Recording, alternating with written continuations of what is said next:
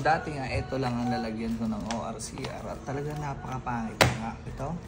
Tapon natin yan at dito na tayo sa bago. Quality na ORCR organizer ba ang hanap? Subukan mo itong ORCR organizer na ito sa halagang 85 pesos ay meron ka ng maganda at quality ORCR organizer. Para maiwasan ng pagkabasa at pagkalukot ng mga document ng mga sasakyan natin. Dahil mo naman yung quality nito, talaga napakaganda. Ito lang ang lalagyan ko ng ORCR at talaga napakapangit nga. Kaya papalitan na natin ito.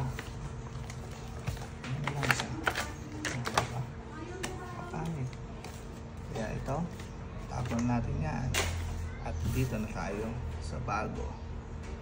Kita niya naman yung comparison kung ano yung itsura nung dati kong ginagamit. Talaga napakaganda ng quality nito. Siguradong pagkabukas ng manguhuli sa'yo dito ay wala pang isang minuto ay papaalisin ka na nun sigurado. Ang maganda sa ORCR organizer na ito ay isang pakitaan na lang. Naman pagbuklat pa nga lang ng buhaya na mangungutong sa'yo ay mapapangiti na lang. Pwede mo ilagay lahat dyan, pati yung RFID, license at kung ano pa. At pwede mo rin lagyan ng cash yan. Less hassle na sa paghahanap ng document sa mga motor at sasakyan natin. Kaya pag na-checkpoint tayo ay nandito na lahat ng kakailanganin natin. Sa halagang 85 pesos nga ay maiiwasan na natin ang pagkagusot, pagkabasa at pagka-misplace ng mga document ng mga sasakyan natin. Gusto mo rin nito ay ilalagay ko na lang din yung link dyan sa yellow basket. Sobrang napakamura lang nito kaya let's go, order na kayo sa TikTok shop ko.